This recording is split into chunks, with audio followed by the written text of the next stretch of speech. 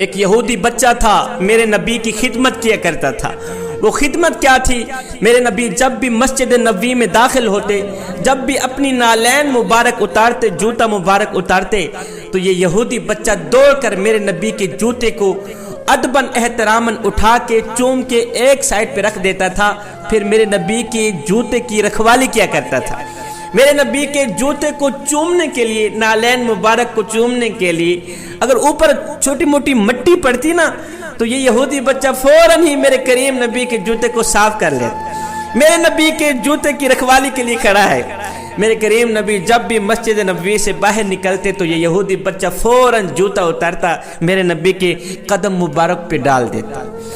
جوتا پہنا رہا ہے، جوتا اتار رہا ہے۔ قربان جاؤں آقا کی امن پسندی پر، میرے نبی نے ایک دن بھی نہیں کہا تھا او یہودی ماں کے یہودی بچے کلمہ پڑھ لے، ایک دن بھی نہیں کہا تھا۔ میرے نبی جانتے ہیں یہ خود بھی یہودی ہے، اس کی ماں بھی یہودی، اس کا باپ بھی یہودی، ایک دن بھی نہیں کہا کہ تو کلمہ پڑھ کے مسلمان ہو جا۔ غلامی کرتا رہا۔ ہائے میں قربان جاؤں یہودی بچے تیرے مقدر پر، وہ نالین جو فرشتے اٹھانے کے لیے ترستے ہیں، یہودی بچے نے ایک بار نہیں ہزاروں بار اٹھائی ہیں، ہزاروں بار وہ جوتا چوما ہے، ہزاروں بار وہ نالین مبارک چومی ہے۔ آئے روزانہ آنے والا، روزانہ نظر آنے والا، روزانہ خدمت کرنے والا بچہ ایک دن نظر نہ آیا۔ ایک دن گزرا، دو دن، تیسرے دن میرے آقا نے پوچھا صحابہ وہ بچہ جو میری غلامی کرنے کے لیے آتا تھا، جو میری نوکری کے لیے آتا تھا، مجھے جوتا پہنا رہا ہے، جوتا اتار رہا ہے، میرا جوتا صاف کر رہا ہے، روزانہ نظر آنے والا بچہ 3 دن ہو گئے ہیں، نظر کیوں نہیں آ رہا؟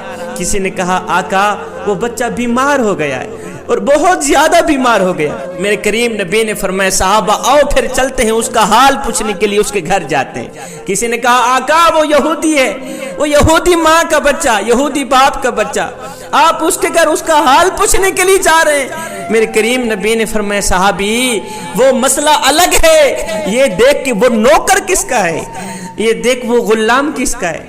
میرے نبی اس کا حال پوچھنے کے لیے اس کے گھر پہنچے، دیکھا آدھی روح اندر ہے، آدھی روح باہر ہے، زندگی موت سے جنگ لڑ رہا ہے۔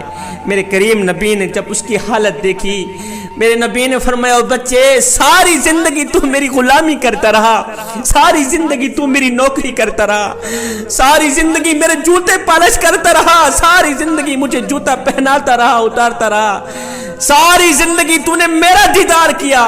میں تمہیں ایک ایسا تحفہ دینے آیا ہوں کہ مرنے کے بعد میرے اللہ کا دیدار بھی کر لینا، مرنے کے بعد میرے مالک کا دیدار بھی کر لینا۔ اور بچے اب پڑھ لے، اب میں تجھے نوازنے آیا ہوں، تیری ساری زندگی کی نوکری کی جزا دینے آیا ہوں، پڑھ لے لا الہ الا اللہ محمد الرسول اللہ۔ اس یہودی بچے نے اپنے باپ کی طرف دیکھا، اس کا باپ بھی یہودی تھا۔